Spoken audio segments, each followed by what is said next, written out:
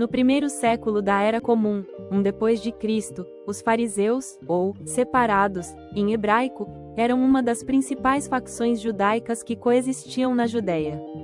Eles se consideravam a elite, segregados dos demais judeus e gentios, os não-judeus, por serem mais restritos. Os fariseus já acreditavam na ressurreição dos mortos, em demônios e em juízo final.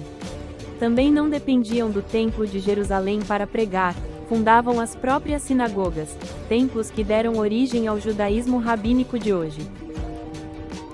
Já os essênios, ou piedosos, em hebraico, uma outra facção judaica da época, eram um grupo mais asceta, ou seja, ainda mais radical, extremamente apocalíptico e messiânico, que pregava veementemente a vinda iminente de um Messias para restaurar a ordem e trazer a salvação mundial. Consideravam o culto no Templo de Jerusalém impuro e corrupto, e eram perseguidos pelos demais judeus justamente pela pregação da vinda desse Messias, e tiveram que se isolar em assentamentos fora das cidades, por isso se concentravam fisicamente mais perto das margens à esquerda do Mar Morto. O pergaminho de Isaías, Isaá, escrito em hebraico e datado por volta do século II a.C., era um dos artefatos dos manuscritos do Mar Morto que foi encontrado na caverna de Qumran, região ocupada naquela época por judeus essênios. O Isa continha fragmentos do livro de Isaías com suas profecias. Porque um menino nos nasceu, um filho nos foi dado, e o governo está sobre os seus ombros, e o seu nome é Pele Joez El Gibor Abi Adsar Shalom. O significado de Pele Joez El Gibor Abi Adsar Shalom às vezes é interpretado como maravilhoso em conselho é Deus, o poderoso, o Pai eterno, o governante da paz. Na verdade, uma boa parte das histórias escritas nos evangelhos do Novo Testamento sobre o nascimento e a vida do Jesus de Nazaré, já estava contida de alguma maneira nas tão conhecidas e esperadas profecias messiânicas da Bíblia hebraica. O livro de Miqueias, também contido nos manuscritos do Mar Morto, Pemique, por exemplo, descreve que o Messias nascerá em Efrata, atual Belém, pequena vila localizada ao lado de Jerusalém, na antiga região palestina de Judá. Mas tu, Belém Efrata, embora sejas pequena entre os clãs de Judá, de ti virá para mim aquele que será o governante sobre Israel. Suas origens estão no passado distante, em tempos antigos. Essas profecias do livro de Isaías, escritas provavelmente por 3 pessoas diferentes, na verdade nunca foram descritas para salvar o povo da Judéia da ocupação do Império Romano no século I a.C. Elas foram endereçadas diretamente para o rei Achaz de Judá, ao sul de Israel, o qual Isaías era um conselheiro no século 8 a.C. O objetivo era tentar acalmar pessoalmente o rei a respeito de um iminente ataque a seu reino pela Assíria. Na antiguidade, as profecias eram altamente relacionadas à política, profetismo. Então disse o Senhor a Isaías: Agora, tu e teu filho Sear-Jazube, saí ao encontro de Acás, ao fim do canal do tanque superior, no caminho do campo do lavandeiro. Assim diz o Senhor Deus: isto não subsistirá, nem tampouco acontecerá. Porém a cabeça da Síria será Damasco, e a cabeça de Damasco Rezim. E dentro de 65 anos Efraim será quebrantado, e deixará de ser povo. O autor do Evangelho de Mateus decide replicar essas mesmas profecias da Torá como o nascimento de Jesus de Nazaré do Novo Testamento, inclusive adicionando um episódio intitulado como o Massacre dos Inocentes, onde o rei da Judéia, Herodes, o Grande, teria ordenado um infanticídio na vila de Belém ao ser avisado sobre o nascimento de um Messias. Então Herodes, vendo que tinha sido iludido pelos magos, irritou-se muito, e mandou matar todos os meninos que havia em Belém, e em todos os seus contornos, de 2 anos para baixo, segundo o tempo que diligentemente inquirira dos magos. Esse massacre, no entanto, não é uma verdade histórica, mas sim um mito bíblico, nunca aconteceu na realidade. Até porque Herodes, o Grande, morreu no ano 4 a.C. O imperador romano que governava durante o nascimento de Jesus era Octavianus Augustus e seu governo foi extremamente bem documentado pela história. E inclusive é mais provável historicamente que Jesus tenha nascido em Nazaré mesmo, e não em Belém, como dizem os evangelhos. É mais uma tentativa da Bíblia de forçar uma herança davídica para o Messias, dinastia de Davi. A própria história dos 3 reis magos foi distorcida com os séculos. O Evangelho de Mateus descreveu essa história utilizando o termo uns magos que vieram do Oriente, que na linguagem persa da época não significava reis, mas provavelmente astrólogos zoroastristas. Também nunca foram 3 o número de magos descrito pelo livro de Mateus. Essa quantidade corresponde originalmente aos presentes oferecidos à criança, ouro, incenso e mirra, e não aos magos. E, tendo nascido Jesus em Belém da Judéia, no tempo do rei Herodes, eis que uns magos vieram do Oriente a Jerusalém, e perguntaram: Onde está aquele que é nascido rei dos judeus? Porque vimos a sua estrela no Oriente e viemos a adorá-lo. Já a crucificação de Jesus era um tipo de condenação que em geral acontecia no Império Romano, voltada mais especificamente para criminosos de alta periculosidade, como escravos rebelados, estrangeiros e, em raros casos, cidadãos romanos que cometiam crimes graves como estupro ou traição contra o Império, perduélio. Existia pena de morte no judaísmo, prevista na Tanakh, e muito mais ainda no Império Romano, a ius gladi. A execução por crucificação especificamente era considerada uma morte cruel, degradante e vexaminosa. Na Igreja do Santo Sepulcro na Cidade Velha de Jerusalém, supostamente encontra-se o que seria o local exato em que Jesus foi crucificado e sepultado. É importante ressaltar que mesmo depois dos evangelhos do Novo Testamento se apropriarem fielmente de tantas profecias do Tanakh, ainda assim os judeus não reconhecem Jesus de Nazaré como o Messias, aquele que viria restabelecer a dinastia davídica após tantos exílios estrangeiros.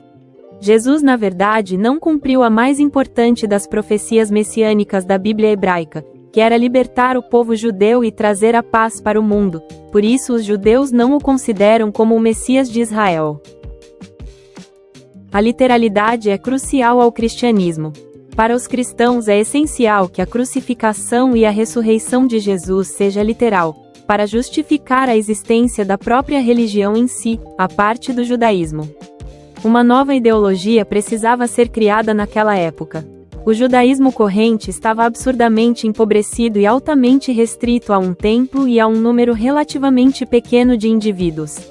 Tinham a mentalidade tribal, com um longo e complexo processo de conversão, 613 mandamentos, mitzvah, em hebraico, que passava por um rigoroso tribunal rabínico, Bet Din, que existe até hoje.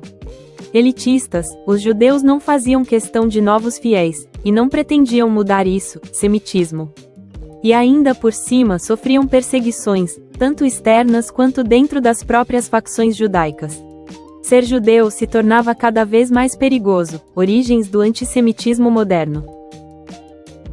O apóstolo Paulo preenchia propositadamente essas lacunas do judaísmo em suas cartas, por isso sua seita, paulinismo, foi a escolhida dentre tantas opções disponíveis. Porque primeiramente vos entreguei o que também recebi, que Cristo morreu por nossos pecados, segundo as Escrituras, e que foi sepultado, e que ressuscitou ao terceiro dia, segundo as Escrituras. E que foi visto por Cefas, e depois pelos 12, e, se Cristo não ressuscitou, logo é vã a nossa pregação, e também é vã a vossa fé. A circuncisão, Brit Milá, a remoção cirúrgica da pele que cobre a glande do pênis, era uma restrição repudiada pelos não-judeus.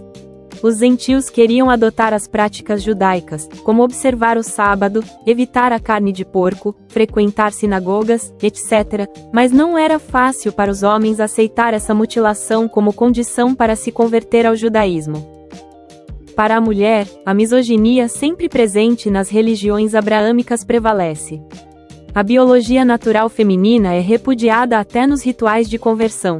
Durante o período menstrual e por 7 dias subsequentes, a mulher é considerada completamente impura, nida, para o banho purificador na mikvá, parte imprescindível do ritual de conversão judaico, tevila.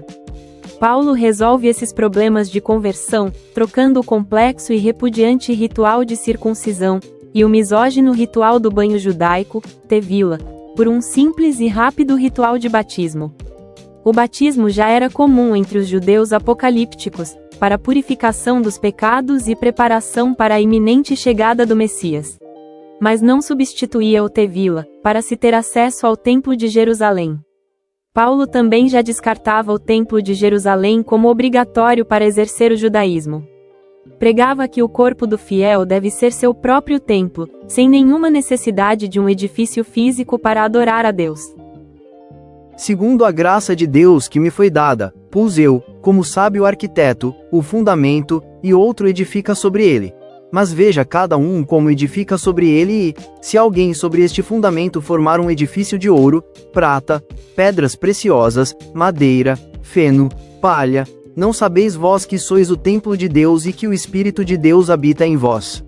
Se alguém destruir o templo de Deus, Deus o destruirá, porque o templo de Deus, que sois vós, é santo.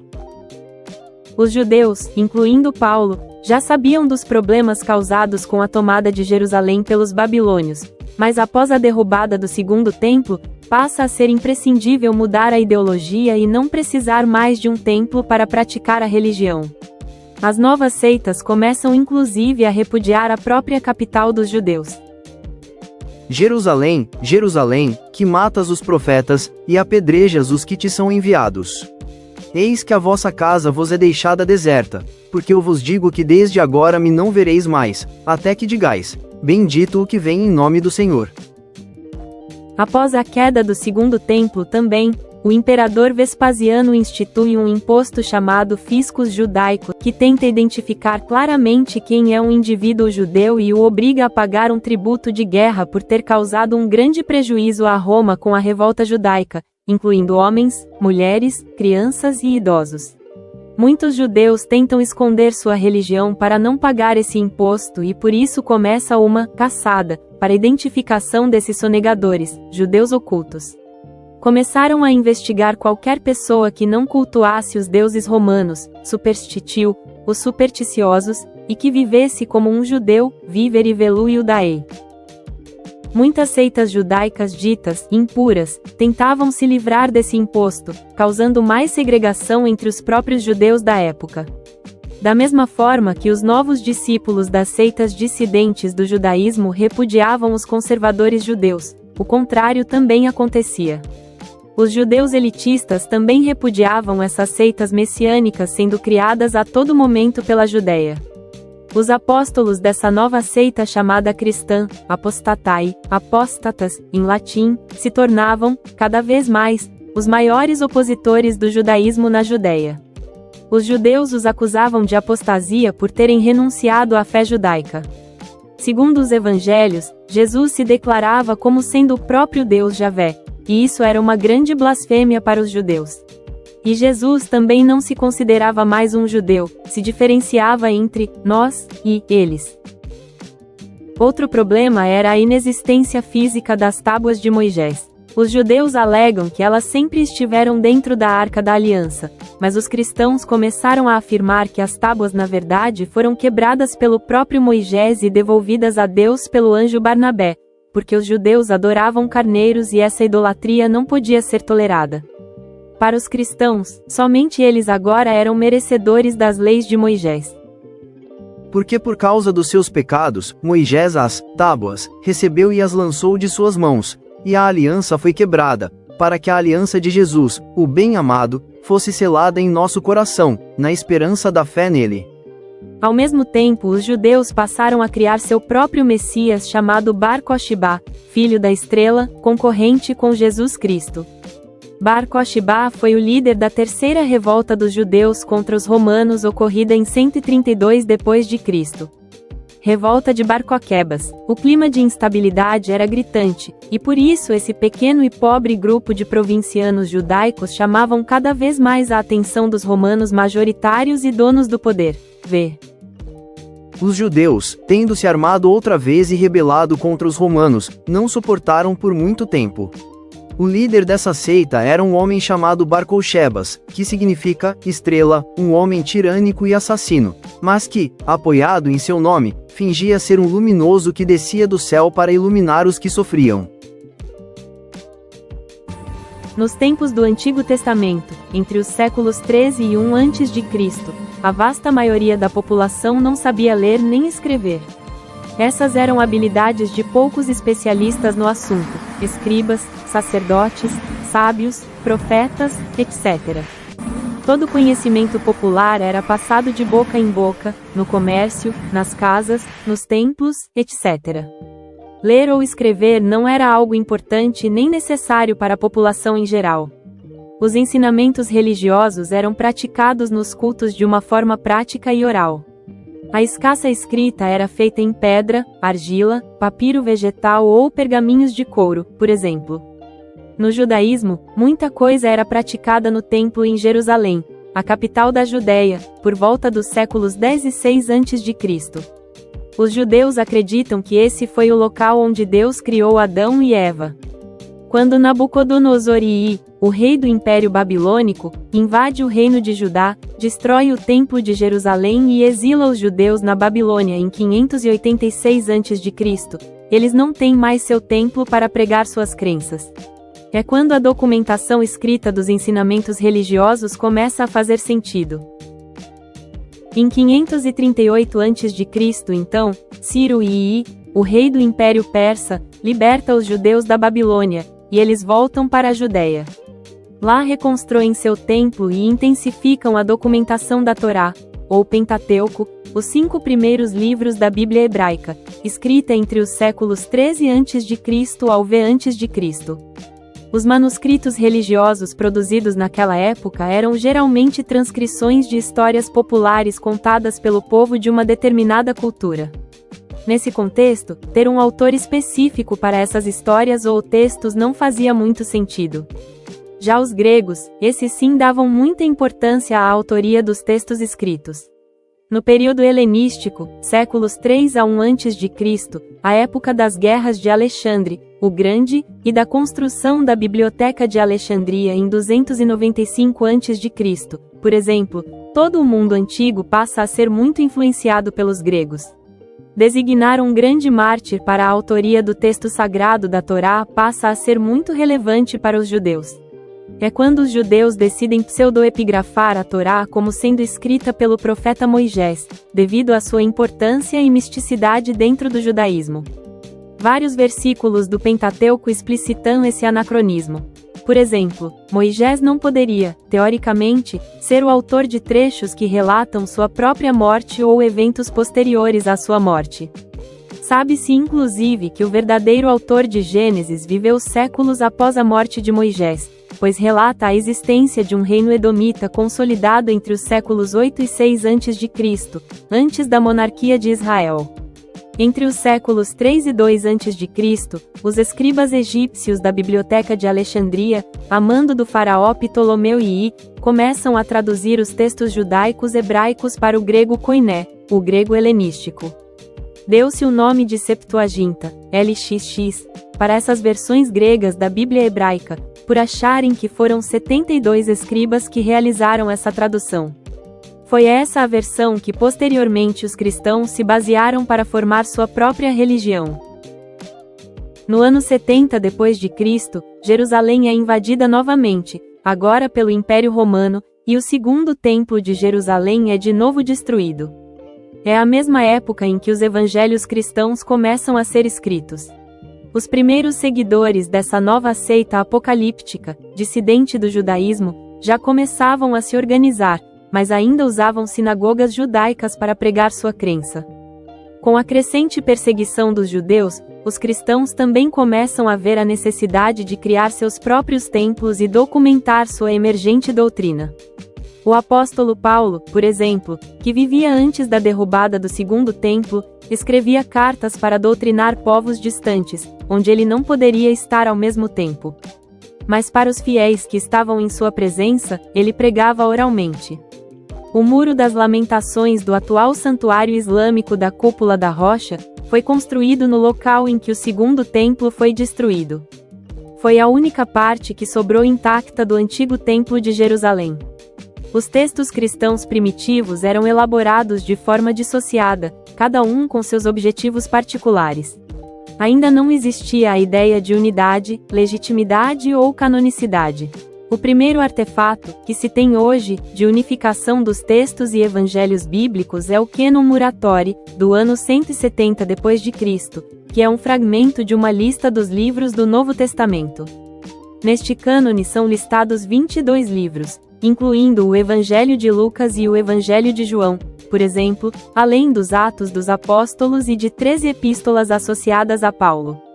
O Cânon Muratori também já entende que existem falsificações como as epístolas de Paulo aos Laodicenses e aos Alexandrinos. Uma réplica desse cânone, do ano de 1740, encontra-se hoje em posse da Biblioteca Ambrosiana de Milão. No quarto século da Era Comum, o Império Romano passava por transformações e reformas significativas, após uma fase bastante crítica marcada por crises internas e grandes divisões, a crise do terceiro século. Com um império dividido, o exército devastado e uma série de guerras civis, o imperador Constantino I sentiu a necessidade de unificar e concentrar o poder todo para si. Se inspirando no sucesso do Império Persa Zoroastrista, Constantino, pragmático, vê no monoteísmo uma boa forma de iniciar e fortalecer essa reunificação, derrubando o complexo politeísmo greco-romano e simplificando o domínio da população sob uma única fé. Um Deus, um império, um imperador. Um slogan de propaganda política muito utilizado por ditadores extremistas e teocratas. Ilustra a ideia central das políticas de Constantino, assim como de Maomé, de reis absolutistas, Otto von Bismarck e de Hitler, por exemplo. Como já existia uma seita monoteísta apocalíptica com alguma base de seguidores espalhadas pelo império, Constantino então se aproveita dessa situação. Ele legaliza o cristianismo no Império Romano em 313 d.C., promulgando o Edito de Milão. E reunifica finalmente o Império, em 324 d.C., deslocando sua capital Roma, no leste, para a nova capital recém-fundada, Constantinopla, em 330 d.C., atual cidade de Istambul, na Turquia. Em 380 d.C., essa tendência monoteísta é oficializada promovendo o cristianismo a religião oficial do Império Romano. A partir daí, basílicas cristãs começam a ser construídas e os textos do Novo Testamento começam a ser selecionados por bispos, os líderes da jovem Igreja Católica, do grego, katholikos, ou universal, tudo de acordo com o que interessa para a manutenção de seus poderes. Em 382 d.C., o Concílio de Roma define os livros bíblicos aceitos pela Igreja. Um cânon de 73 livros, 46 do Antigo Testamento e 27 do Novo Testamento. Do grego, Bíblia, significa os livros. Esses textos relatam o passado do judaísmo e do cristianismo até o evento da queda do Segundo Templo de Jerusalém em 70 d.C., e param então por aí. Pois contrariando a própria fé, uma história sagrada acaba quando começa a ser escrita. Após a oficialização do cristianismo como religião oficial do Império Romano, a região da Judéia, Israel, Palestina e partes da atual Jordânia passa a ser cada vez mais sagrada. Com o enfraquecimento do Império Romano e a união dos judeus aos persas contra os cristãos, a Terra Santa fica cada vez mais vulnerável. O islamismo em ascensão decide dominar a casa de seus profetas mais ancestrais. Jerusalém, a capital judaica, cristã e muçulmana, que estava sob o domínio cristão do Império Romano do Oriente, Império Bizantino, foi entregue pacificamente em 637 d.C. para o exército muçulmano do Califa Omar, do Império Árabe, após sua investida na região. Os árabes muçulmanos permitiam os cultos cristãos e permitiram também que os judeus voltassem a cultuar no Templo de Salomão, impedidos anteriormente pelos cristãos. Construíram a Cúpula da Rocha e a Mesquita de Al-Aqsa no Monte do Templo, adicionando também a cultura islâmica a esse local sagrado compartilhado. Os próximos 3 séculos é de extrema ascensão das religiões pelo mundo antigo. O islamismo no Império Árabe, o cristianismo, o judaísmo e o paganismo pela Europa, o budismo pela Ásia, o hinduísmo pela Índia, e por aí vai. Um caldeirão de fortes crenças se forma, e dogmas mais extremistas começam a se agitar. Em 1073, os turcos seljúcidas, muçulmanos sunitas, invadem Jerusalém e intensificam consideravelmente a perseguição aos cristãos e à pequena comunidade judaica da Terra Santa. A Igreja Católica decide então organizar investidas militares para recuperar de vez os lugares sagrados do cristianismo, chamadas Cruzadas. Os cavaleiros das cruzadas eram em geral nobres europeus em busca de novas terras e comércio, vendiam suas propriedades para financiar as investidas militares. Já na primeira cruzada, liderada pelo Papa Urbano II, os soldados libertam a capital cristã de Jerusalém em 1099. Os cruzados massacram violentamente a maioria dos religiosos muçulmanos e judeus da região. Durante o século XII, as cruzadas continuam a ser patrocinadas pela Igreja e pelos nobres católicos do Império Bizantino, com o objetivo de manter o controle da Terra Santa e expandir as rotas comerciais europeias. Além dos nobres, a Igreja passa a mandar seus monges, os monges guerreiros, para proteger a perigosa viagem dos peregrinos cristãos à Terra Santa. Cria também em 1113, a Ordem dos Hospitalários de São João de Jerusalém, para cuidar dos peregrinos enfermos. Apesar das investidas das cruzadas terem sido baseadas em dogmas católicos, elas não se encontram na Bíblia. Porque foram eventos religiosos que aconteceram após o Império Romano fechar o cânon principal do Novo Testamento, os 27 livros reconhecidos nos concílios católicos do século IV. Em 1118, o rei Balduíno II de Jerusalém cede uma ala das ruínas do Templo de Salomão, segundo Templo de Jerusalém, ou Mesquita de Al-Aqsa, para o lorde francês Hugues de Payens, o primeiro grão-mestre, e seus 8 cavaleiros, formando então a Ordem dos Pobres Cavaleiros de Cristo e do Templo de Salomão, os Cavaleiros Templários. A necessidade de combater os árabes e dominar o comércio na Europa era tanta, que a Ordem dos Templários teve que fundar o primeiro sistema bancário da Europa para receber tantas doações de terras e riquezas. Teobaldo II, conde de Champagne, a região natal de Hugues, funda em 1127 a primeira sede administrativa da Ordem, para receber essas doações. Um peregrino cristão podia depositar dinheiro numa preceptoria templária em seu país, ou seja, uma agência bancária dos templários espalhadas pela Europa, e receber uma carta de crédito para resgatar o valor lá na Terra Santa, evitando viajar com suas riquezas. Esse sistema bancário primitivo deixou a Ordem dos Templários incrivelmente rica. Dona Teresa de Leão, rainha de Portugal, já em 1128 doou aos templários o castelo da cidade de Soure e a quinta de Baldrame, fundando uma das primeiras preceptórias, ou comendadora, da Ordem dos Templários. Em 1136, Hugues de Bourbonton funda a Casa de Richerenches, no sul da França, outra preceptoria inicial dos Templários.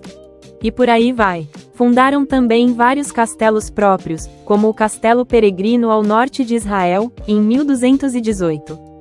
Os cruzados, no entanto, fracassam religiosamente. Os turcos e mamelucos voltam a dominar Jerusalém em 1244, e o antissemitismo europeu aflora, pogrom, com violentos ataques contra comunidades judaicas na Europa. Financeiramente, porém, as cruzadas foram bem-sucedidas, porque aumentou o poder do Papa sobre a população, e os nobres intensificaram o comércio com o Oriente. Novos produtos, açúcar, algodão, sedas, especiarias, e conhecimentos, medicina, matemática, filosofia, fluíram para a Europa. Porém, toda essa riqueza e poder acumulados pelos templários, gerou grande revolta nos nobres. Em 1307, o rei Filipe IV da França e o Papa Clemente V destituem por completo a Ordem dos Templários, usando o Tribunal Medieval Católico da Inquisição.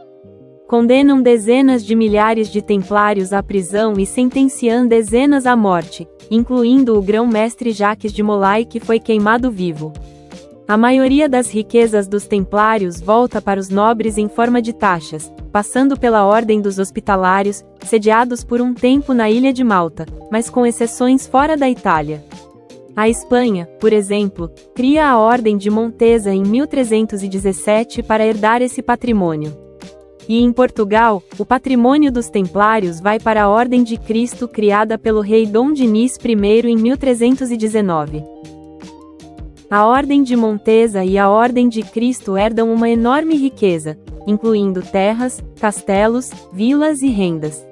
De toda a Europa, Portugal e Espanha, Península Ibérica, eram os reinos mais desesperados por novas rotas marítimas, por serem os mais distantes das rotas das especiarias da Índia e da China, comandadas pelos árabes e pelas cidades-estado italianas de Gênova e Veneza. Por ser uma região marítima de clima temperado, Portugal produzia sal, vinho, azeite, cortiça, peixes salgados, sardinha e bacalhau, dentre outros. Mas tinham um pequeno acesso ao ouro dos africanos, e a aquisição de especiarias tropicais era por meio das altas taxas cobradas pelos italianos. Com o dinheiro da Ordem de Cristo, começa então uma série de investimentos em navegação por parte dos nobres portugueses, com tendências claramente imperialistas e escravocratas. Objetivavam inicialmente invadir e dominar a costa africana em busca de ouro e escravizados, e diminuir os intermediários no comércio com as Índias. O infante D. Henrique, o quinto filho do rei D. João I de Portugal, e o administrador-geral da Ordem de Cristo, patrocina pesquisas e viagens sistemáticas de exploração da costa africana a partir do Porto de Lagos, vizinha a Sagres no sul de Portugal. Coloniza a ilha dos Açores em 1419 e da Madeira em 1427, onde começa a cultivar o açúcar.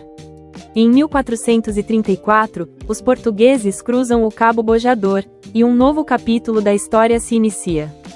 Os portugueses chegam ao centro comercial da Baía de Arguim, atual Mauritânia, onde os árabes africanos já comercializavam ouro, especiarias e escravizados, tanto árabes quanto negros subsaarianos. Em 1444, a expedição de Lanzarote de Freitas, patrocinada pelo infante Dom Henrique, chega ao porto da cidade de Lagos com 235 escravizados africanos, capturados na região do Rio do Ouro, Saara Ocidental, iniciando o primeiro tráfico sistemático de escravizados do Atlântico Europeu. A coroa detinha o monopólio real sobre o comércio com a África. 1/5, 20%, do lucro com os escravizados capturados pertenciam aos nobres. A partir daí, são 444 anos de navios negreiros pelo Atlântico, num total aproximado de 12,5 milhões de pessoas escravizadas. Até 1888, com o Brasil sendo o último país do continente americano a abolir a escravidão. A maçonaria foi criada na França no século XIII a partir dos sindicatos, confrères, em francês, de operários da construção, maçons, em francês. O objetivo era oferecer treinamento e assistências aos trabalhadores e padronizar o ofício do pedreiro.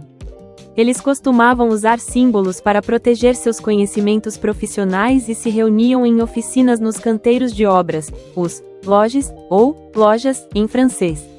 O mestre de obras francês Villard de Ronecourt escreve em 1235 um caderno com várias anotações e símbolos secretos sobre seu ofício, que, assim como registros financeiros da construção da Catedral de Notre-Dame de Paris, são adotados pela maçonaria posteriormente.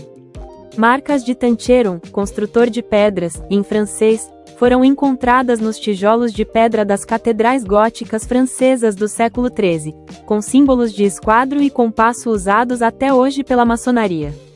Algumas vertentes da maçonaria, como o rito escocês, Rea, por exemplo, reivindicam a herança simbólica dos cavaleiros templários. Mas apesar de incorporarem filosofias semelhantes, não existe comprovação histórica de associação direta entre esses grupos.